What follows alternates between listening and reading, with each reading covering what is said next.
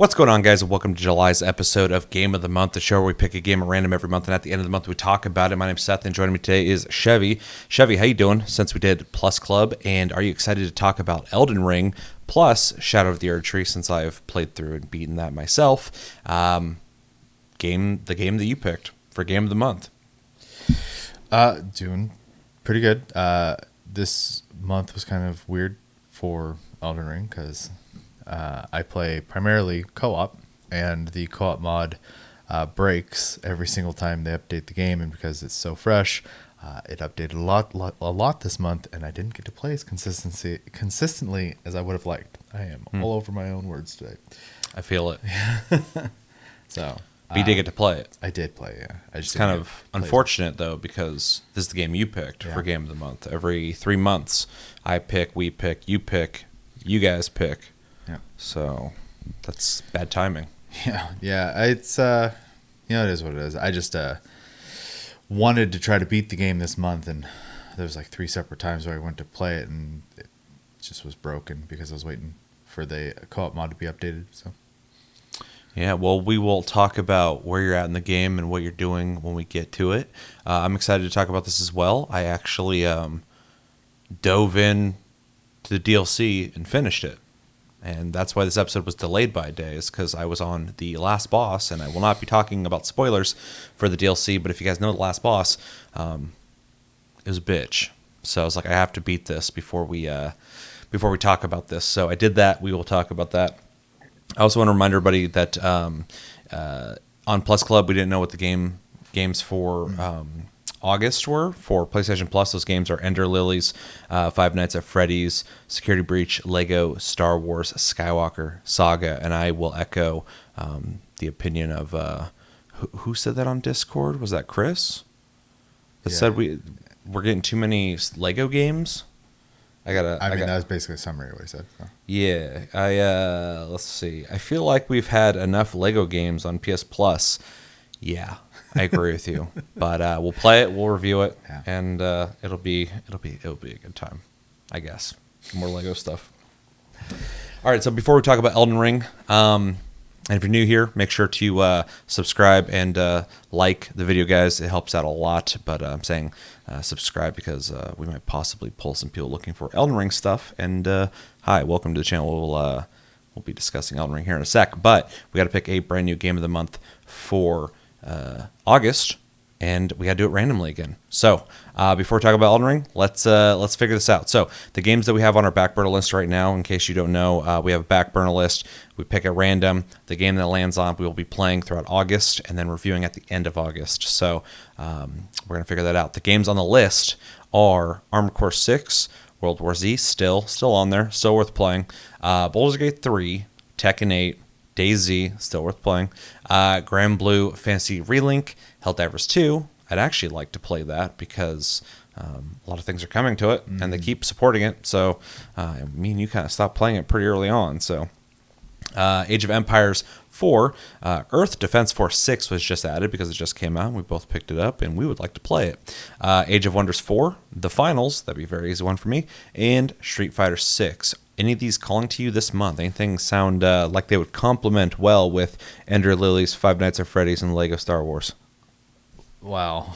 I have the ever-pressing issue of playing an MMO right now. So, you guys are going to start raiding here soon, too. So you're going to have some busy weekends. Yeah, I'd like to play Earth Defense Force, though. I mean, just picked it up. I'd like to play it before it's a year later and I'm finally touching the game. So I can just delete the rest of these names real quick and just make it so it's just that on there, because I would also like to play it. So, but we got to do it the way we do it. It's more fun that way. So I do agree, though. I would actually really be happy if Earth Defense Force 6 was landed on. So I'm going to play it anyway this month. So it'd be great to be able to play it, review it, be topical. Yeah. I would also take one of the fighting games because I just bought a fight stick. So True. And then maybe I would have to invest in a fight stick as well, because I was thinking about doing it for Tekken 8, but I just didn't. So, and I still haven't tried yours yet. Yeah. For anybody, well, I guess watching or listening, what kind of stick did you get again? I got a leverless controller, or a Hitbox is a brand, but it's the only word I could think of for it. It is essentially the same as an arcade stick, except for instead of a stick, there are 4 buttons for up, down, left, and right. So Yeah. Has it been working well?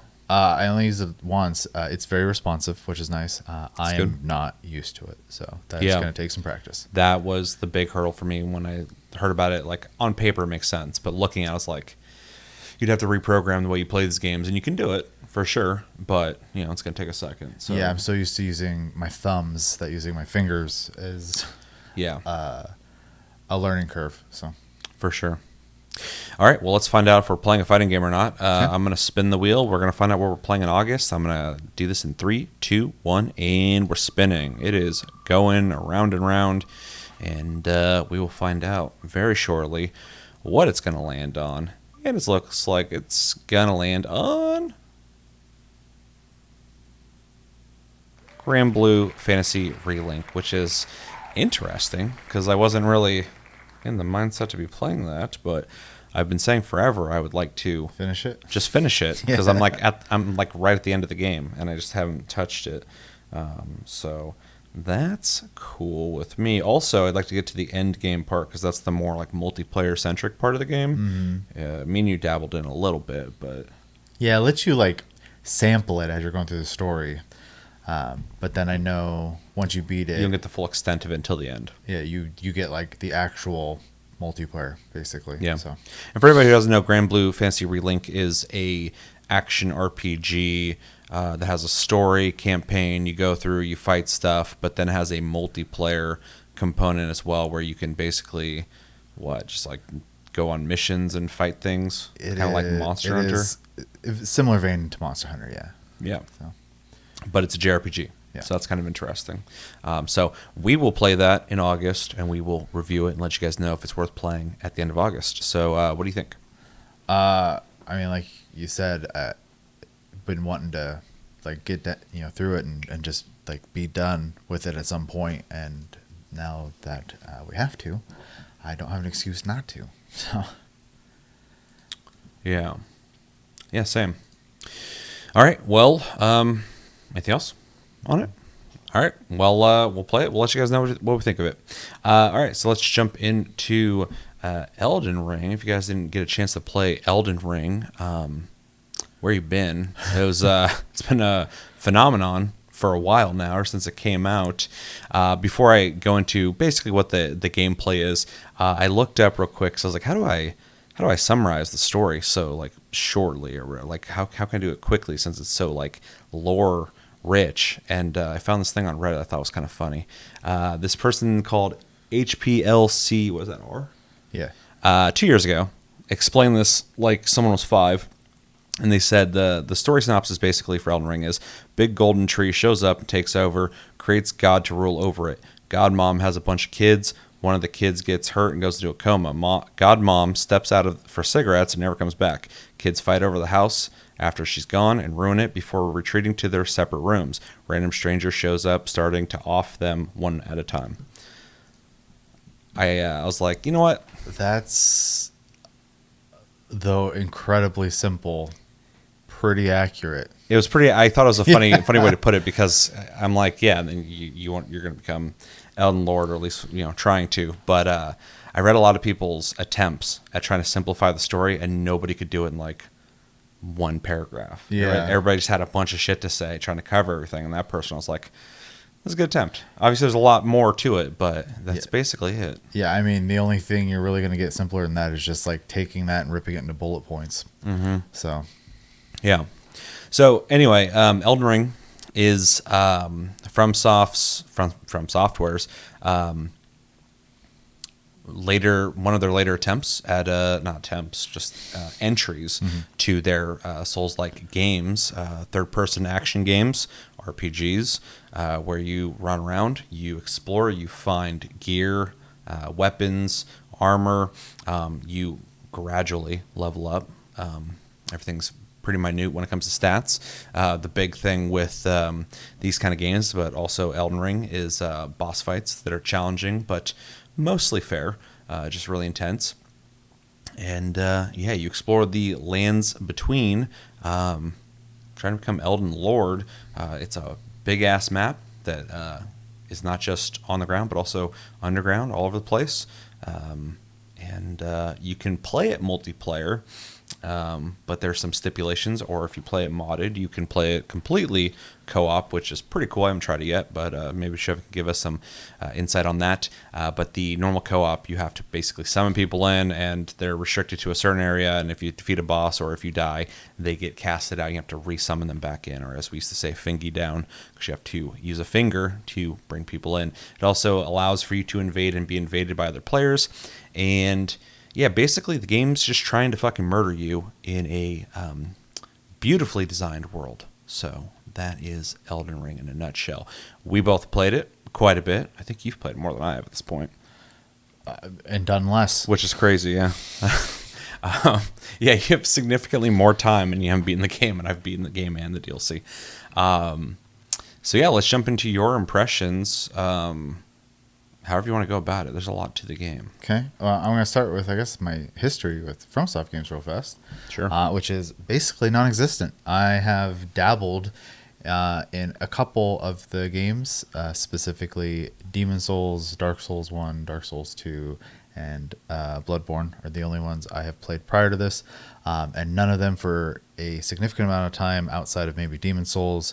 And even with that, I maybe made it like a third of the way through that game. So. It is really interesting. Before Elden Ring, you were not super into Souls-like games, but for some reason you played Demon Souls more than the rest of them. There's like a little stint there where you were like playing it quite a bit. I was like, weird that's the one that hooked you. Well, I think what ended up happening, especially with like Dark Souls, is that there's because they're going for an eeriness, obviously, to those games. A lot of dark environments, and then they really like to use mobs that just jump out from nowhere. I hate jump scares, and so they make me anxious, and that I don't want to explore anymore. So I was watching footage of Demon Souls because I haven't played it in a while. The original one for PS3, not the remake, and the remake's great though, but. I was watching it because I haven't played it in a long time, the PS3 version, and I was like, they basically made, at that time, it really feels like it, a third-person action RPG survival horror game. It has the feeling, and at this point, of course, they all have this eerie feeling, but that game really feels like way too ahead of its time. Like people weren't really prepared for what was to come with this kind of game that they made. And yeah, so when you jump from Demon Souls, which just kind of feels like a dark fantasy world that's just kind of eerie, and you jump to Dark Souls, it's really ramped up. Somebody on X today was saying, or kind of appreciating the atmosphere in Dark Souls, saying that it's just overwhelmingly sad feeling. And I 100% agree with that. But then I always think too, and I know people don't like it, but I always think to Dark Souls 2, and that game's haunting as shit. That world, I remember when I was exploring, I was like, this fucking, like, so I'm kind of bringing it up because you're saying, like, Demon Souls, you kind of attach yourself more to, probably because the atmosphere in the game probably felt closer to a fantasy medieval type game, and Dark Souls is a more brooding and intense experience. They really upped the ante with that game, and of course from there they just went further and further. With full appreciation, though, I think they're fantastic. I just can't. I couldn't play them. I feel like I could. It's time to revisit them, though. Yeah, I think I could go back and play them now. Yeah. Because even with Elden Ring, when it was coming out, you were interested because we had watched trailers and stuff like that, but you were still kind of like a little kind of hesitant until we started doing the co-op stuff. Well, I already knew how many of the games I had purchased and just not played. Yeah, yeah. I remember having those conversations. Yeah. So I played Elden Ring, and I very much my first time playing it. Tried to do the co-op thing, but I learned the hard way that they don't really want you to have normal co-op. And we made it work for a while, though. Yeah, I just got sick of getting invaded constantly. So that wore on me after a while. But that being said, I finally pulled the trigger. I picked up Elden Ring, and then played a little bit. And then coming back to this month, a lot of those feelings are going to be the same. So I'll just kind of go through that, I guess. This game, excuse me, has a amazing sense of just fantasy and wonder and all that stuff, especially like when you go through the tutorial and you do what I would consider like a pretty normal like Souls, like you're in caves, you're in like catacombs, that kind of thing, and then you like open the doors, and there's just the view of the tree and this huge field, and it's beautiful. Really, really like appreciate just that scenery as soon as you start, and then you start playing the game, and you're just constantly met with all this great scenery constantly everywhere you explore. It's just like really fantastic to look at, and so like that immediately drew me in. That's something I also appreciated a lot. To make a comparison, excuse me, to Ghost of Tsushima, that was a big reason I played a lot of that game, was just being able to wander around and appreciate the environments and stuff. This game definitely does that as well, and it has its moments as well where you still have like the haunting feeling, but it's always like just in short stints, and then it's back to like almost like a grand like more of like a fantasy medieval like feel. It's interesting you're bringing that up, because we just talked briefly about how like Demon Souls, Dark Souls 2, Dark Souls 3 have these visual styles that feel similar but different. Even Bloodborne, I think, has a whole vibe of its own. Yeah. This game maintains a lot of that, but I would argue it's probably the most like beautiful visually. It still dabbles with like the dark fantasy, but it's dabbling with a higher fantasy than they really have done in the past games. Of course, past games have like magic and fire and stuff like fire you shoot and all sorts of stuff, but this one really deals with like way higher fantasy, and even in its world and visual style that really kind of differentiates it while still staying familiar. Even in and real quick, while we're kind of talking about the details of Elden Ring, I want to let people know I won't be talking full spoilers for the DLC. It's still newer. I don't want to spoil anything for that. And the footage you guys are seeing is from the DLC, but it's from a very early part of the game. There's no boss battle. I don't want to show anything. That could be a big surprise for you guys. But with that, Elden Ring's been out for a while. So if you have anything you want to talk about when it comes to Elden Ring, whatever. I just put it out there now that I'm thinking about. We're talking about every little detail. But yeah, I love the visual style of this game. I love the visual style of all their games, but this one has like such a cool beautiful look to it, like even in the darker places, or when you're underground and it looks like you can see the stars or whatever. It's like there's definitely this beauty they were going for that really is kind of amazing looking. Like a lot of people, when this game first came out, were kind of talking about how graphically it's not that great, and I think the graphics are good. They're not like the best ever, but design wise, art direction is fucking phenomenal. I absolutely love it. I think it's one of the coolest looking worlds I've explored in almost any game ever, which is high praise.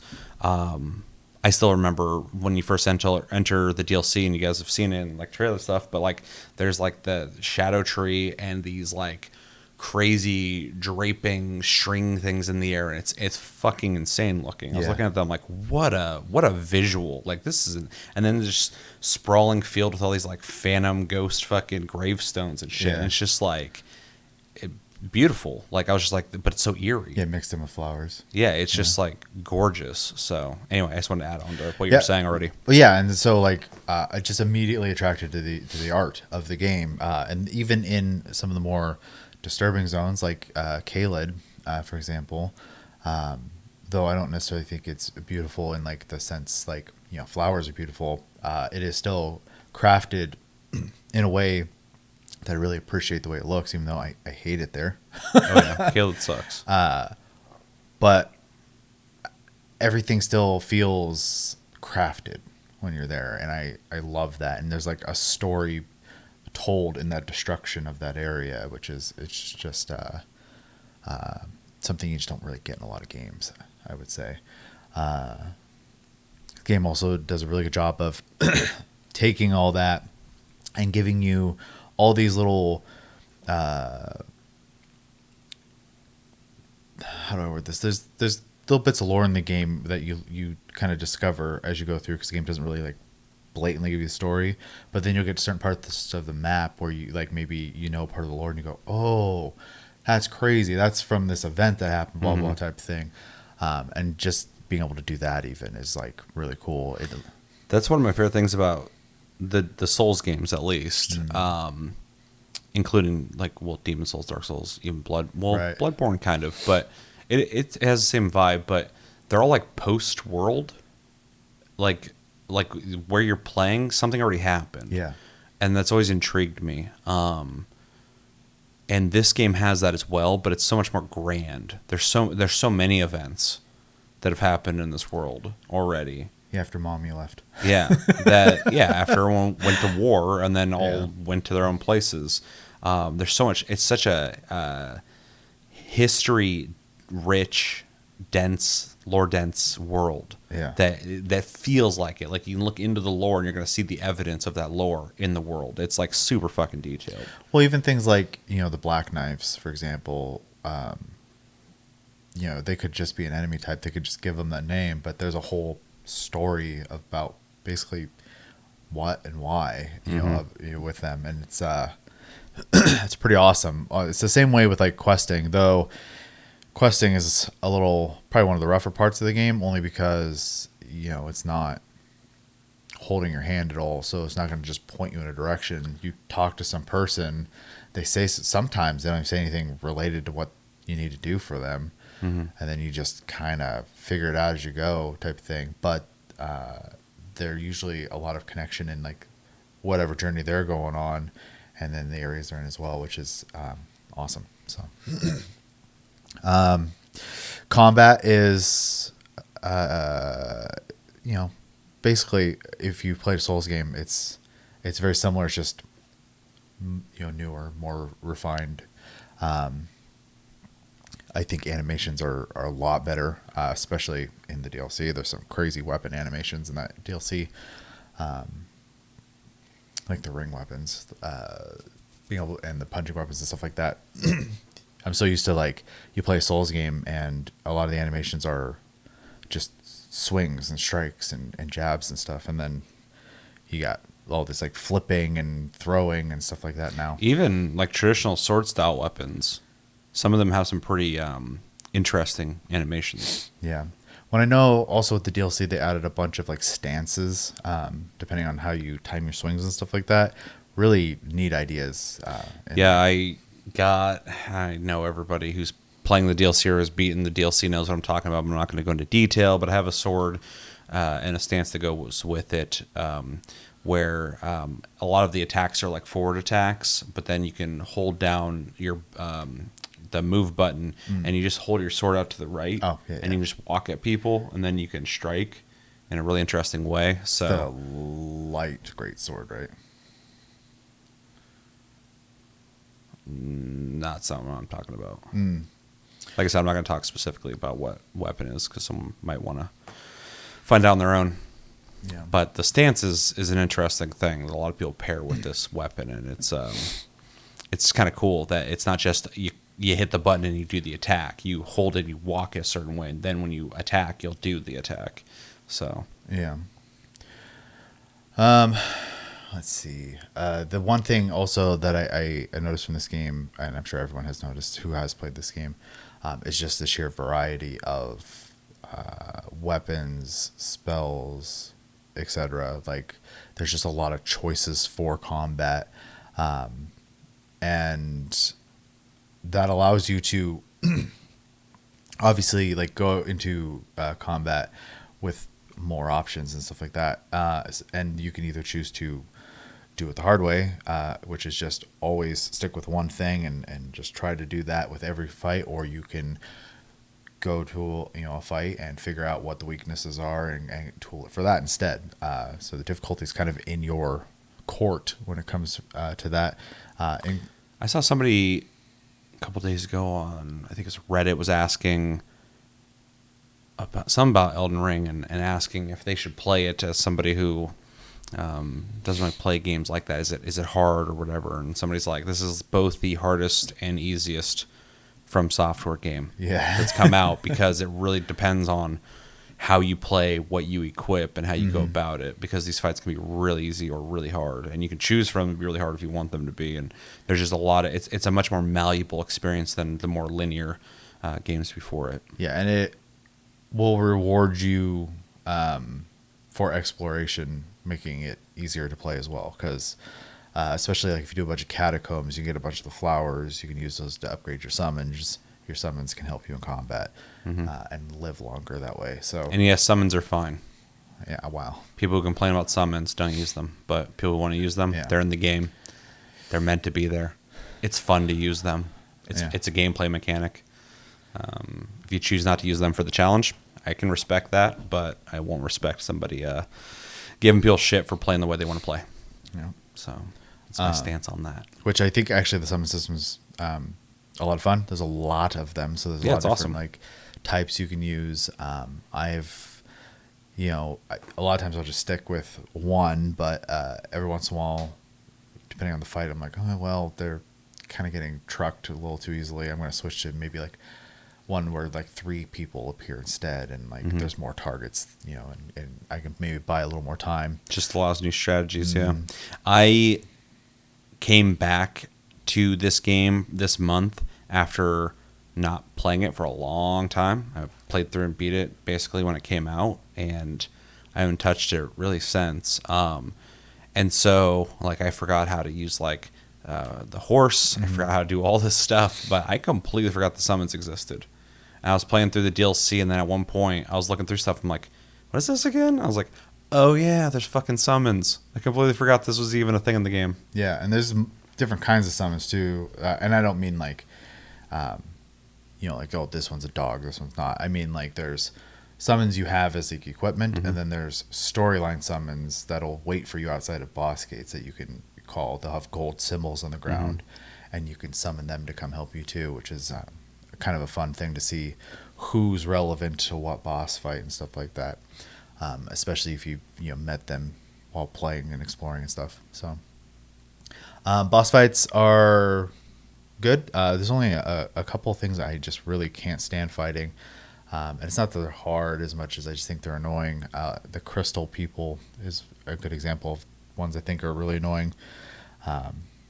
They do like 2-3 moves. They're not super difficult, but I never seem to have the right equipment whenever I run into them, and then I'm just like sitting there like, okay, I'm gonna just try to poise break them as much as possible and get through this. But I think they're super annoying. But most of the fights in the game I've enjoyed, even if they are stressful. And yeah, as far as like how far I've gotten in the game, I've played this game pretty heavily on 2 characters. One base game, one with the co-op mod. My base game character, I recently have beaten the fire giant. That's as far as I am in that progression. And I've done basically everything up until that point, including like side content and stuff like that, at least that I could find. In the co-op mod, I am entering the snow area right now, and so I'm getting close to where I was in the base play, which is also a huge reason why I have so much gameplay time, is I had to start over with the co-op mod. Yeah, makes sense.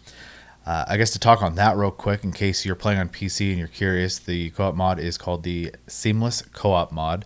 And it is not on console. It is not. I've had a bunch of people on TikTok a while back ask me if they could play it on console. I'm like, no. It is as simple as dragging files into the Elden Ring folder and going into the settings document, picking your settings, starting the game. Like it's really, or starting with their launcher because it has to bypass the Steam stuff. But and then it just works. And then as long as you use an item in your inventory when you're in the game to open your room, and the person who wants to join uses an item to look for rooms that share a password, and that's it. They just go. The problem right now is because the DLC is so new, there's a lot of bugs in the new version of the mod, and so those are getting worked on while also having to constantly update it every time FromSoft updates the game itself. It seems like they're patching it a lot. Yeah, which is reminiscent of when the game came out, and the co-op mod came out around that time. The same thing happened. So, and eventually it'll slow down, and then the mod will be good. But an example of a problem I'm having right now is there is a assassination mission I have to do where you have to click on a red signature on the ground, and it teleports you to an NPC's world where you have to go kill them. It crashes the game. so I can't even do it. Hmm. So I have to wait till it gets fixed to do that quest. Worst case scenario, I'll skip it and do it on New Game Plus. So, yeah. I don't think I really have a whole lot other than I just be breaking down every little thing I've done in the game. I think, just as a general thought, the game is a complete treat to play. It's definitely a game of, I would say, a generation. Yep. And it gave me interest in playing all the Souls games at this point. I've put like about 400 hours into Elden Ring at this point. So Yeah, it's pretty crazy. yeah. Yeah. I mean, I pretty much echo everything you said.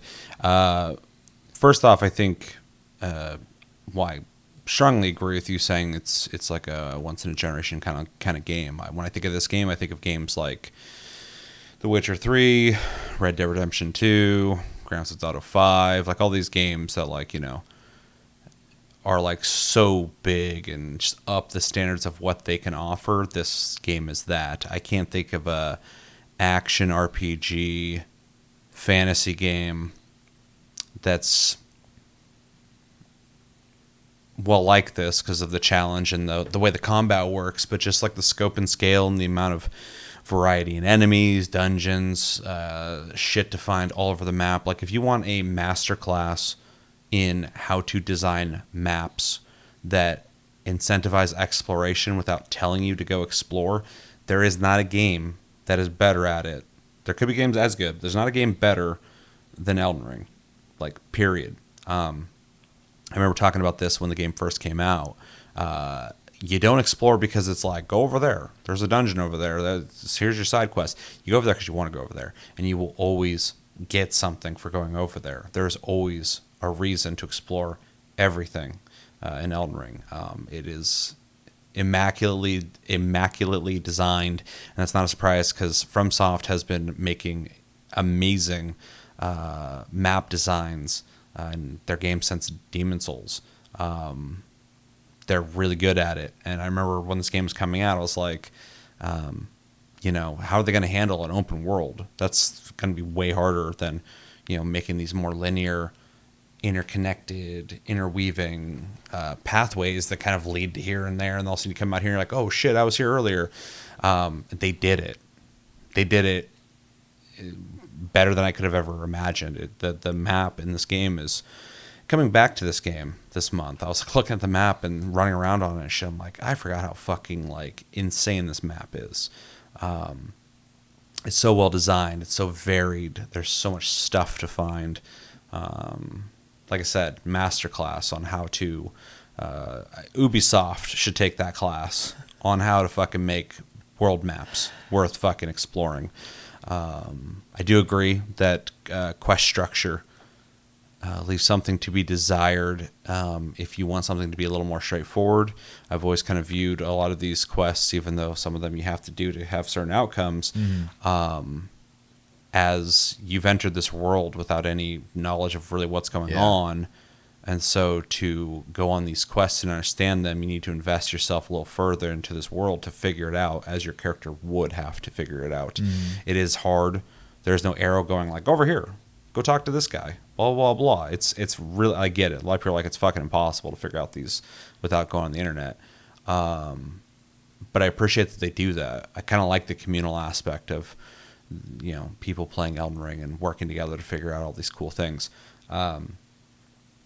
They could do it in maybe a better way, but I would never want a game like this to hold your hand and tell you directly where to go, because it kind of takes a lot away from it. So some kind of middle ground would be fine, but because I do think it is kind of sometimes crazy going you got to go talk to this guy and go over here and fucking find this thing and then go here, and it's like, oh, okay, that's kind of wild. Yeah. But again, I kind of respect it and kind of like it. I think it adds to the world of how crazy and big and vast and mysterious it is. So, and this game definitely wants you to play it multiple times. I mean, they got a really good New Game Plus feature in the game. But yeah, I digress. The world map is phenomenal. It's really good, and the lore is great. Even though that's also something you probably have to go online and figure out because everybody had to piece it together because there's so much to it. And in a weird way, it's like that kind of sucks that the story's not told to you directly. But I also kind of respect that they have crafted this whole world full of events that happened that all works together. You just have to piece it together. It's a big endeavor, but I think it almost makes it more interesting that like it had to be found out as you would have to entering this world. Elden Ring's combat I would probably say is the best of the From Software Souls-likes. Obviously, I love Bloodborne, Dark Souls 3, all that stuff, but Elden Ring just has more options to how you can go into combat, and I think that alone really creates something special in terms of a Souls-like. I'll play a lot of games that aren't From Software Souls-like games, and they're all typically fine, but they'll never get close to what they've done in the past, let alone this game. But this game really ups the ante so much so that it's kind of like Grand Theft Auto. Like, you're not making a game as good as Grand Theft Auto, and I'm looking at this game like you're not making a game with like this much weapons, this much armor sets, this much like everything that just goes into building your character. It's fucking like coming back into the game, a game I've already played through and beaten. I was like, what is everything again? Like, I'm going through the menus. I'm like, okay, hold on. Okay, this is my build. Okay, interesting. It's crazy. So I love that aspect. And just, like I said, exploring stuff, fighting stuff, running into these challenging enemies. Enemy variety is great too. Mm-hmm. Like there's so many different types of enemies in this game. And when I'm talking about this game, I'm also talking about the DLC. Like, there's just a lot going on, and it's fucking awesome. Bosses are in the base game. DLC, I got some different opinions on a little bit. It's kind of 50-50. In the base game, the bosses are, like, designed fucking amazingly. They're, like, really cool looking. They got great lore. They're fucking hard, which you want from a game like this, even though one of the first, like, main bosses is, like, really fucking hard. I forgot his name. Margit? Was it Margit? The guy in the castle? It's been so long since I fought him, but I remember when I first fought him, I was like, the fuck is going on? Why is this guy like, this is the wall? Then when you beat him, like, a lot of people after him are not even nearly as hard as he was. Not so for a while. It's almost like they're just kind of like, are you ready? Are you ready to enter this game? But yeah, I love the boss designs, the lore, the fights are fucking awesome. They're big spectacles. When you kill them, you get something from them: weapons, armor, abilities. It's exciting. Not only that you conquered the mountain, this person you're fighting, but also you get rewarded in really fun and interesting ways that just kind of add to the variety of your character and your build. What else can I talk about? Music's fantastic, of course. All these games are really good about that, but this definitely has great music. The world, I keep thinking about the world. It's just so fucking well designed, so cool looking. Overall, I think Elden Ring is just like I said, I think it's kind of a masterpiece. I think it's like, it's hard for me to pick if this game or Bloodborne is my favorite From Soft Souls-like, but I feel like this one slightly edges out Bloodborne just because of the sheer amount of content. But Bloodborne is like aesthetically so cool and the combat's awesome, but it's hard. But anyway, it's definitely like my favorite From Software game for sure, or Souls-like. I love Armored Core, but we gotta play 6 at some point. Base game's amazing. I fucking love it. Playing it again was awesome. It was funny. As soon as I started the game, I guess I can talk a little bit about what I did this month. I hopped back in. I forgot how to get on the horse, so I had to ask you. I was like, how do you get on the fucking horse again? And I was like, okay, I'm going to go straight to the DLC. Apparently, in my playthrough, I never beat... Mog. I never beat him, apparently. So, just starting again, after not playing for a long time, I fought him. Nice warm-up. and that was a bitch. I mean, I'm not unfamiliar with Souls-like games. I've played them all. I've beaten many of them. I wasn't mentally ready to fight a boss like that. I did beat him eventually, but I was like, okay, fuck, I forgot this game's hard. But in like the first like hour playing that game again, I was like, oh yeah, dude, I forgot I fucking love this game. It's like just existing again, and I was like, oh my god, dude, I forgot just how good this shit is. Beat Mog, went into the DLC. I won't talk specifics, but I played through it, and I was like, it'd be cool if I could finish this before we review it. So I did, and just to say real quick, I love Elden Ring, the base game. I think it's a masterpiece. I think the DLC, Shadow of the Erdtree, is really good. I don't think it's a masterpiece, but I do think it's a good extension of the base game, and it's all optional anyway. Like, you can go in there or not. It's up to you. But maybe you're thinking like, well, what's different about it? I'm not going to talk specifics outside of I'll mention Mesmer, because you guys know Mesmer's in the game. He's in the trailers, all that shit. That was one of the best fights in the DLC, in my opinion. It was like a big spectacle, and the boss fight felt good. But a lot of the boss fights feel like they don't know how to make the game harder, so their attack patterns are not fun feeling. They sometimes feel like they just constantly are attacking nonstop, and it feels kind of sloppy. So I don't know what's going on there outside of my speculation. Is they're like, we got to make this DLC harder, but what do? We keep, like, we've been making harder DLCs with their games forever, and I don't know who worked on this. I don't know if it's like the main team or B team. I don't know what's going on at fromsoftware, but it just kind of felt off sometimes with some of the bosses. I was fighting them. I'm like, I don't remember bosses feeling like this, and they don't in the base game, but in the DLC they do. But there are some good ones. Like I said, Mesmer was a really good one. I won't say who it is, but the last boss can go fuck himself. I say M because I'm not trying to say anyone. But that was really hard. That had me wanting to pull my hair out of my head. But I beat it, and I didn't even feel good about it. I was just like, that's over. Okay. And then instantly took a picture and put it in the Discord, because I was like, I did it.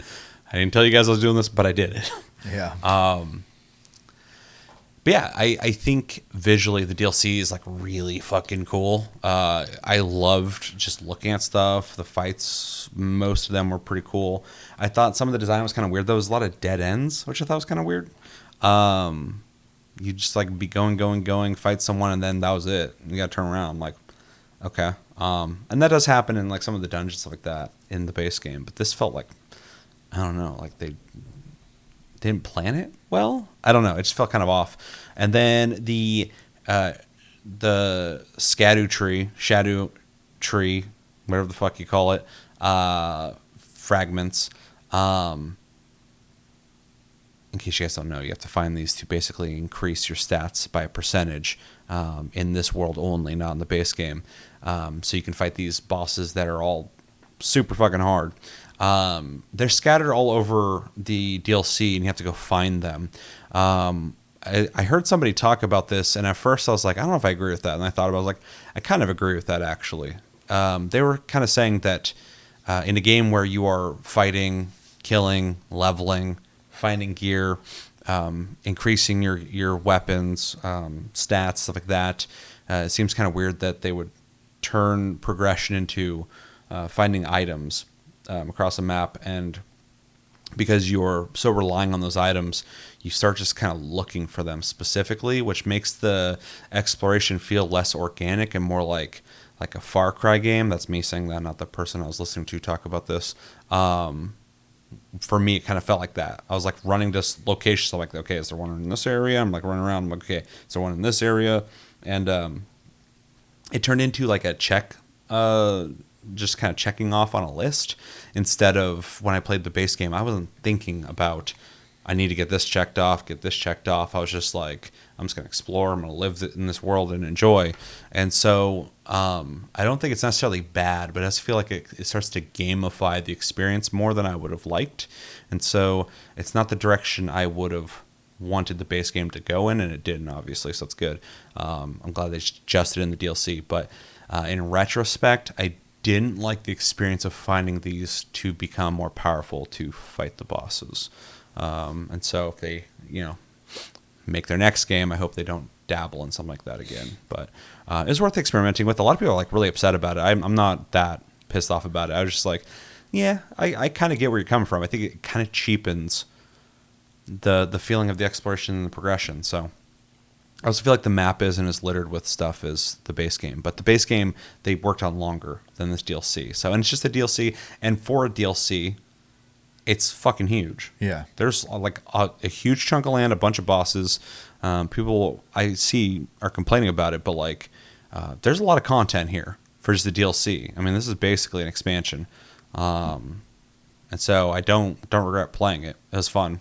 But just a couple things about it. Felt like, it didn't up the ante. It just was like making sure it did something that at the very least, you can enjoy, but it's not like amazing. But there's some really good fights in there, though. I think one of the biggest strengths outside of the visual style of the DLC is, and just the exploration of like that part of the world, so fucking cool looking, is there's a lot of really cool weapons and armor throughout it. So that's worth it alone. But yeah, anyway, I beat it. A lot of experimental stuff. A lot of experimental stuff. A lot of stuff that you can really, on another playthrough, start like, or your playthrough, but I think most people are jumping into this having, already leveled and having builds and stuff. So it's kind of like, I'm going to use that right now, or I'm going to level up later and use it.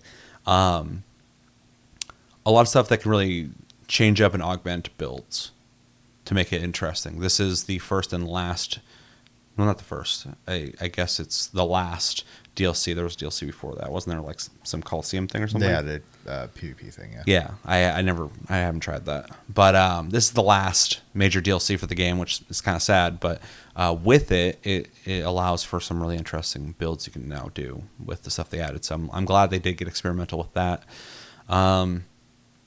Yeah. So anyway, base game is amazing. I agree. It's like a generational game. It's an event.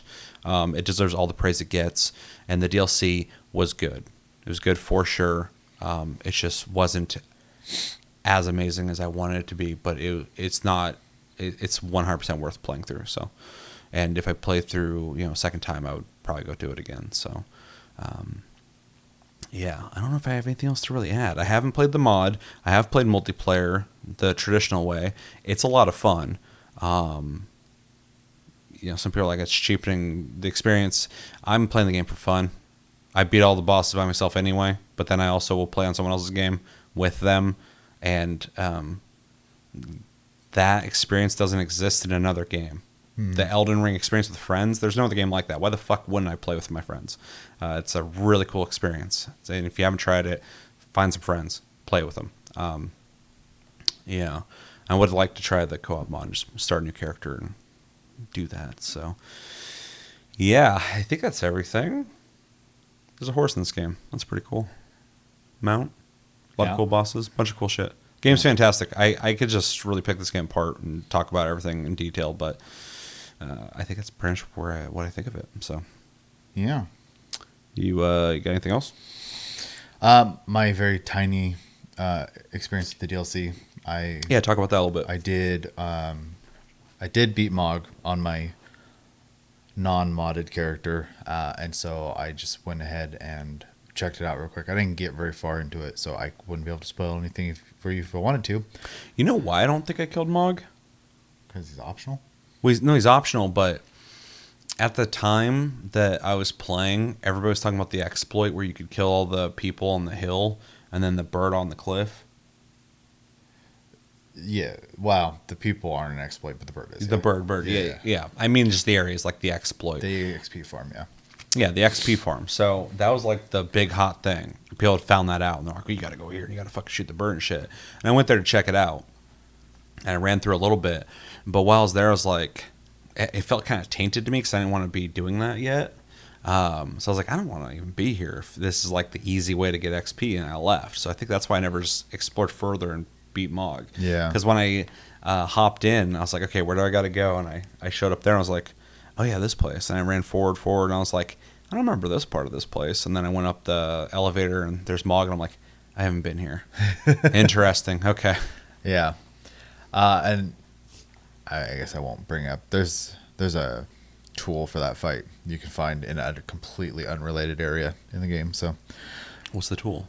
it's a item you use that basically makes him stop for a moment. Oh, okay. Yeah. So, yeah. That anyways, I hopped into the DLC and I did the same thing you do in the base game. You go down the path and you get the view, and I was like, they did it again. Like the intro to the game is beautiful. So and Yeah, it shows they didn't luck out on their design. Like, they know what they're doing. I immediately ran north. There's a single enemy to say hello to you when you enter the zone, and I went ahead and I started to fight them. They hit me once, and I lost 80% of my health. I went, whoa! Got away real quick and started fighting him at a range because I play caster. So Yeah, it's funny. I did the opposite when I first showed up in the DLC. You look across the field in the distance, you see that enemy, and I was like, I'm not going that way. So I went right, and I went through the forest and found the church. and I didn't find the church, Yeah, but okay. I did go in the forest. There is an enemy out there. I won't go into details. I killed them, and then I went back and went north some more, just past the first building, I'll just say. And then there is a very obvious enemy in the field, and I fought and beat them. That took me 3 tries, but felt good when I did beat it, because everything hurts. Especially right in the beginning of that Yeah. DLC, they really kind of show you, like, you need to find these fragments. Yeah, 'cause I you're gonna didn't have any yet. Because you're going to get fucked up Yeah. otherwise. Yeah. When I first got there, I'm like, this is kind of rough. But then as I found more and more, I was like, okay, it's starting to balance out. Yeah, they intentionally nerf you. So. Yeah. Which I appreciate the effort. I like that they're trying to make everybody have to start over, basically. I just wish they would have came up with a different way, but maybe a new XP. I don't know. I do understand the thought process of there's probably some people out there who are max level, and even outside of that, there's people who are level 200 plus, which is, I would say, probably too high to go in there. Yeah, everybody's like, you need to be like 150. 150, yeah. And when I hopped back in, I think I was like 156 or something. So I was like, okay. I'm like, Yeah, the suggestion's 150 and 60 vitality.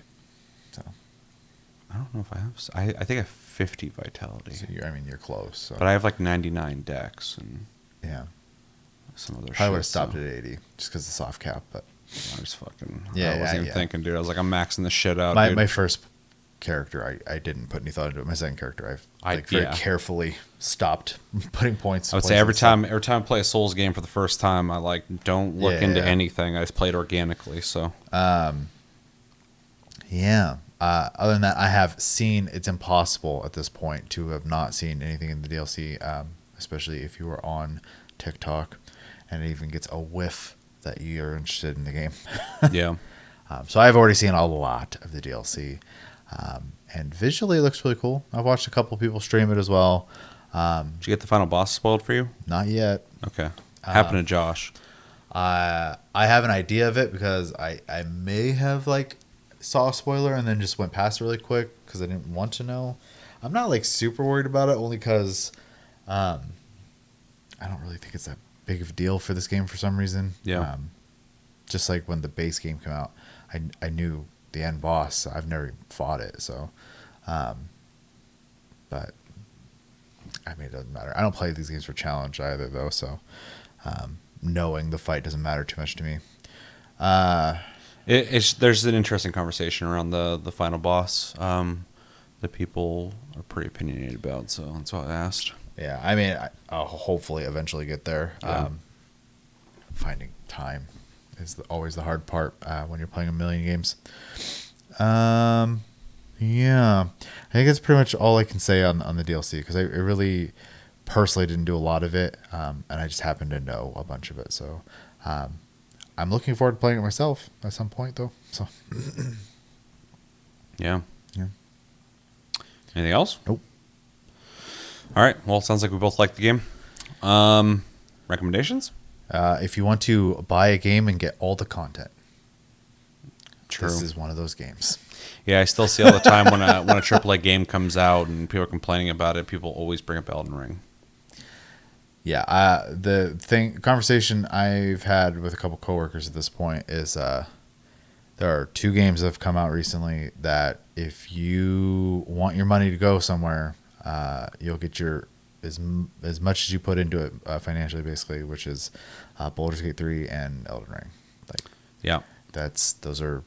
those are safe bets if you want to spend some money on a game. So They are huge contributors to people who are angry at AAA not delivering, because people always bring those games up because they're like, why were they able to do it? Yeah. But you guys can't. So yeah, those are video games. Like, well, that's kind of one thing I was thinking about when I was playing again this month. I was like, this is like a fucking game, dude. Like, of course, everything's a video game that you're playing, but like, Sure. but I'm like, this is what you want. Like, unless you're just not into this kind of game, but like, if you want like a challenging, full content, full ass game, no punches held back, just like fucking solid, more than solid. This is it. Like, so many games can't claim that. Just being like, fucking awesome. Yeah. That's it. It's just like, you don't play and go like, oh man, that kind of sucked. Or like, that was good, but kind of just like, no, it's just really fucking good. It's worth the price. People are still playing it. Like, even without the DLC, people are still fucking playing this game. Like, and Baldur's Gate, people will never be done with that game. Sarah started fucking playing that game all over again. Yeah. She's like, I gotta start playing Baldur's Gate 3 again. I'm like, haven't you beaten like 5 times? She's like, yeah. I'm like, where'd that just come from all of a sudden out of nowhere? Like, I gotta start playing that again. Like, yeah. Probably because there's not a whole lot of games that are that good. Yeah. So yeah, if you want to just reiterate, if you want to purchase a game once and not have to invest more into it, unless you decide to get the DLC, obviously. But that's it. You're done buying it. And I myself have put hundreds of hours into the game, and I'm not done with it. You haven't even beaten it. Yeah. On that note, real quick, I thought it was interesting. I was reading reviews for Shadow of the Erdtree. Just trying to get, where the conversation's at right now, because I guess it's mixed on Steam or something. And somebody said that even though they were disappointed with the DLC and they probably will never return to it after beating it, they said they weren't disappointed or upset that they bought it because it was a contribution to FromSoftware for making Elden Ring. I'm like, that's interesting. Yeah. That you didn't like the DLC, but you're still like, that's fine. Like, that's just my contribution to them, like, financially. I would argue, or not argue, I would just say I think FromSoft has more wins than losses. So yeah. So I think they have made things in good faith, and people see that. So yeah, I can't think of a FromSoftware game that feels like they're like, yeah, fuck them, like, just buy it. Yeah. It hasn't happened yet. It's just like, whatever Larian makes next, people are just going to hop on board with. Even on a smaller scale, the Hello Games, like, their next game, people are going to be way more interested in now. And CD Projekt Red was that company until Cyberpunk came out, and now Cyberpunk is so good again that they're that company again. Yeah. So they had a good recovery there. But yeah, there's just some devs that, like, the games they make, you're like, yeah, you guys are actually, like, putting your fucking heart and soul into this shit. Like, it shows. Yeah. And that's FromSoftware for sure. But none of their games are, like, show that as much as, like, Elden Ring, man. It's such a fucking full... I know we're doing recommendations. I'm just gushing about the game again. But it's such a fucking, like, solid-ass game. Yeah, for sure. Let's see. If you like dark fantasy with elements of high fantasy... I would recommend the game. Third-person action games with a lot of combat choices. If you want to be melee, dual-wield, sword and board, magic, you can even do archery, even though that is a whole pain in the butt in this game, but you can do it. If you love deep lore, Like you're somebody who read Lord of the Rings and then you read like what's that called, the Silmarillion? Similar. I don't know. Salmonella. It's the salmonella. Yeah. You're like just wanting to know everything about this fucking world. This game has so much lore. There's like videos that are hours long discussing the lore. I mean, it's so deep. So if you're somebody who really likes to get into the lore of worlds, this definitely has that. Yeah, and then if for some reason you haven't played this, but you've played other Souls games, if you like nods to their previous games, the game is full of them. Yeah, if you are into Souls games, you didn't play this for some reason. I don't know how the fuck that'd be possible. Yeah. But if you haven't played it for some reason, but you like the other games, you play this. Yeah. Yeah, that's obvious. I would recommend this to people who, even if you're not into Souls-like games, and a lot of people did try this game when it first came out because of the hype. But if you're somebody who still hasn't played this, but you like action RPG style games, but you're like kind of worried about like the Dark Souls challenge aspect of it, I think you should still try it.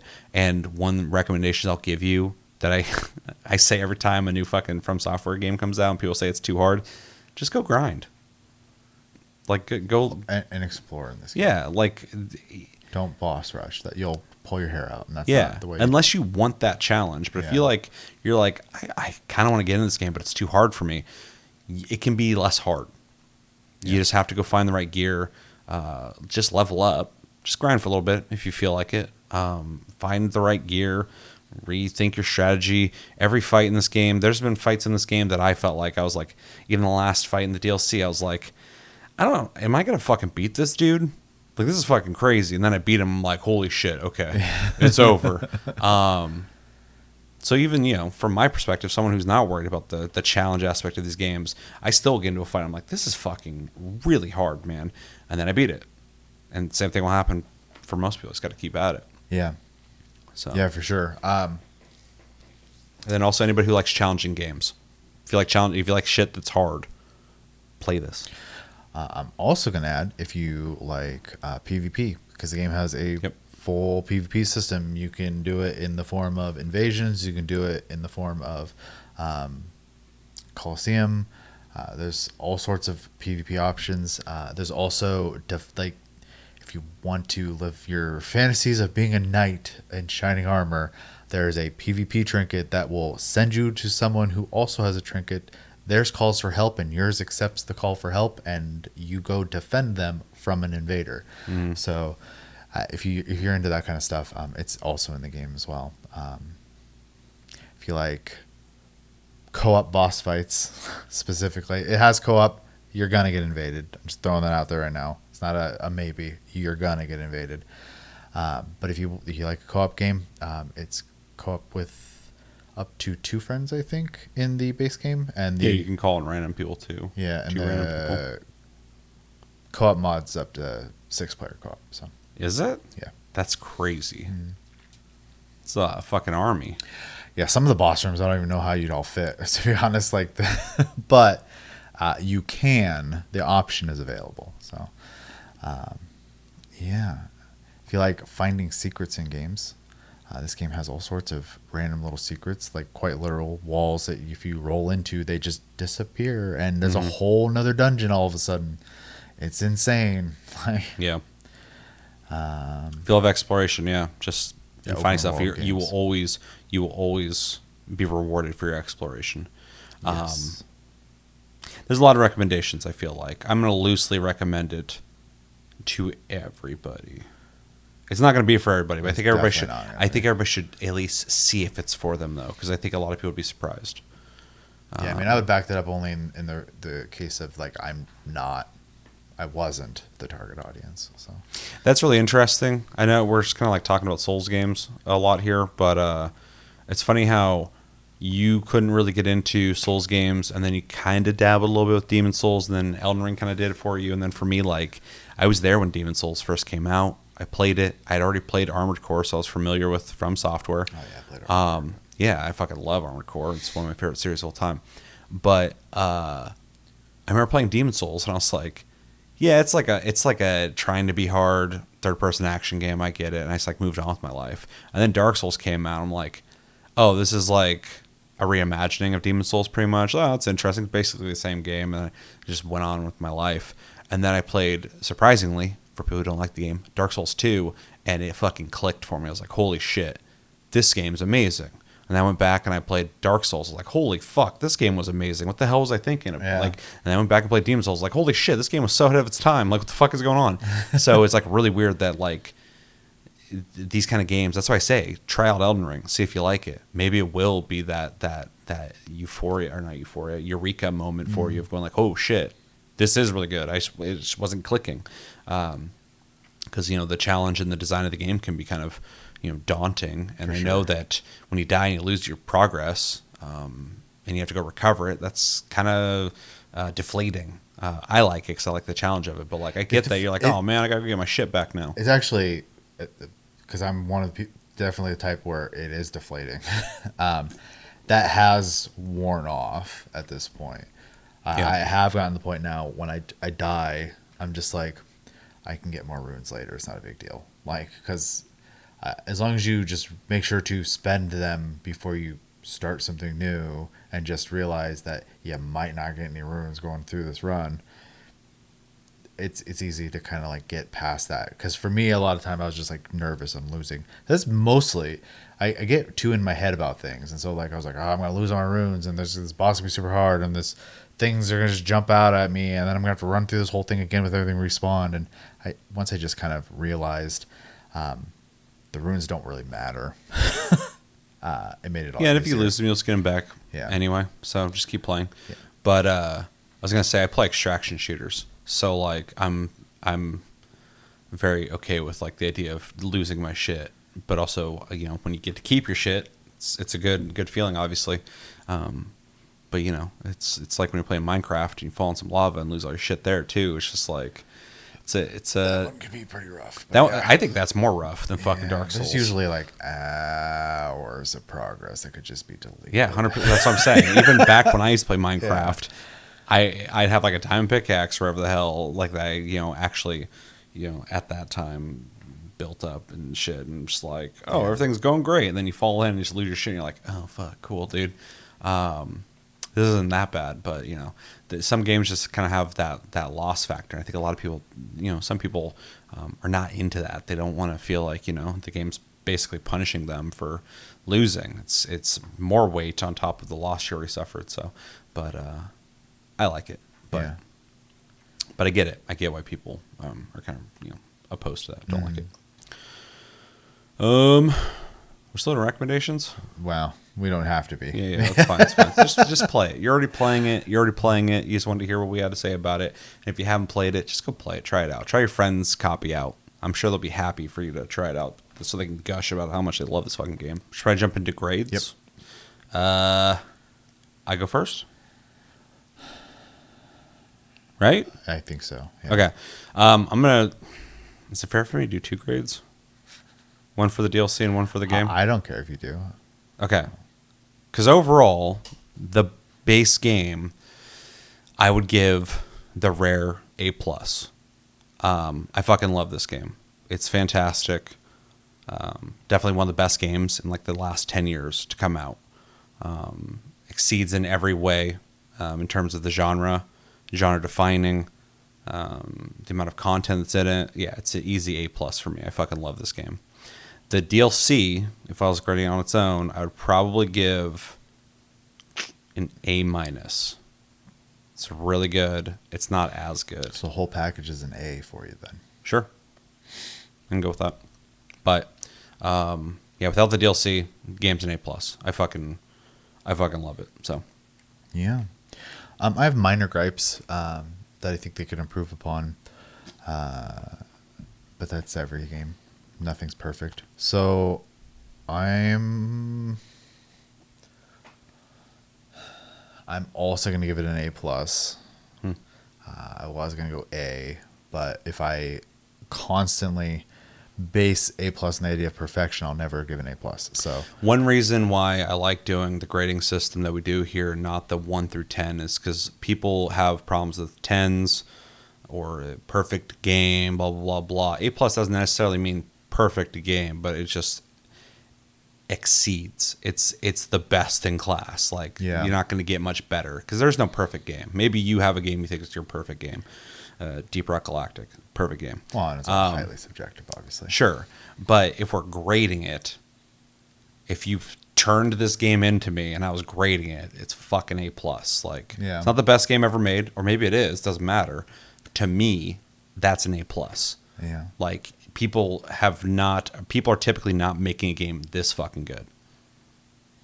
Yeah, I mean, in my opinion, honestly, I think the only things I would like them to work on, and is I think some of the menu stuff is cumbersome and could be simplified a little bit, but I don't want them to make it too much like a lot of modern games, because I think a lot of modern games are too I don't know how to word this. They try too much. I don't like being helped too much, because then I feel like I don't have as much control of my own decisions, basically. I don't know how else to word it, but the big thing is, like, for example, the shortcut menu, you hit the options button, and then you have to go all the way to the right and like equip a bunch of stuff there. And though it is not that big of a deal, I think it could be done a little bit better. So yeah, that's fair. But small nitpick. I think the game itself is phenomenal. So. Yeah, I don't mind it, except for when I returned to the game after not playing it for so long, I had no idea where the fuck everything was at. But I'm sure if I played the game from the beginning, I would have learned how I did when I first played the game. So, but yeah, coming back, I was like, oh shit, there's a lot of menus and a lot of things and different places to put things, and you got to go to the site of grace to access certain things. And I think it's probably the only part I don't like, actually, is that initial opening up and like having the 4 D-pad stuff and the 6 emote spots, basically being just in this weird spot on the right all by themselves. Everything else is on the left or in the menu, and then those are just kind of floating there. Yeah, it's an interesting design. It doesn't bother me, but I understand where you're coming from with it. Yeah, I mean, obviously it doesn't bother me too much. I can function with it just fine. If I had suggestions of improvement, sure, that would be the one I noticed, I would say. Only thing I could say to improve the game at all, in my opinion, is no bullshit co-op. Give me no bullshit co-op, damn it. That'd be great.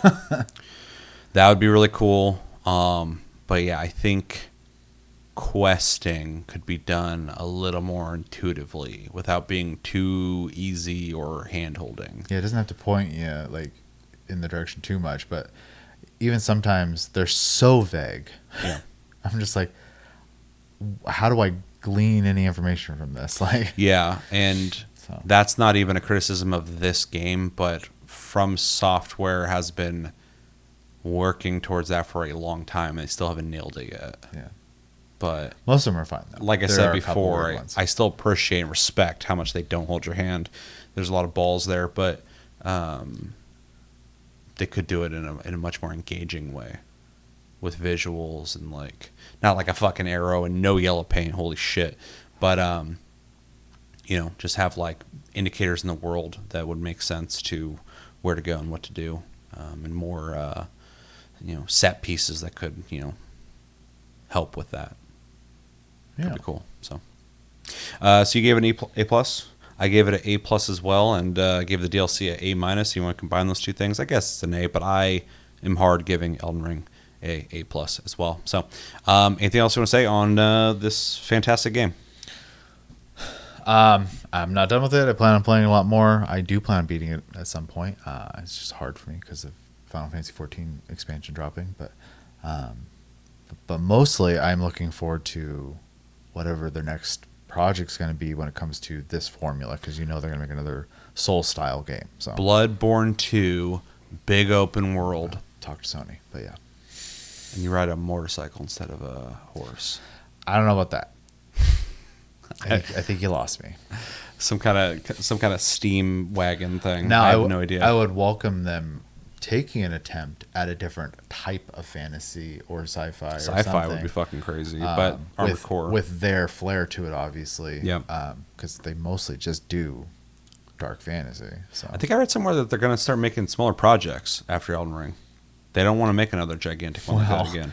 I'm sure that was quite the endeavor. So. And it feels like it. Yeah. But like I think about that, I'm like, what are you gonna do next? I mean, I would argue Dark Souls 3 was probably a smaller project compared to this, yeah. And so they probably just want to go back to that.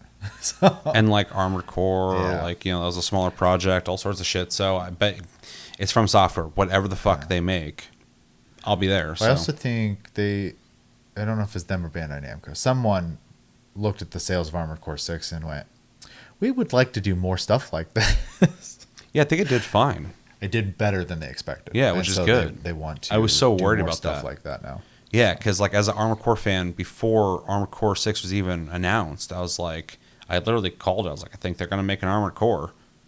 I just hope it fucking does well. But I knew because of how well their past games have done before Armored Core, it's like it doesn't matter at this point because the name alone From Software is going to sell the game. I just gotta hope that they'll make a game that people are going to like. And I'm glad that it did well enough that I could have swore I read somewhere that they're planning on making another one or something. I mean, I assume or they want to or something like that because the game was successful. So I'm like, that's fucking cool. Well, I know the dev team has interest in doing it. Add legit co-op because it's already a fucking multiplayer experience anyway, except for you can't play with your friends. It's just NPCs. Like they should.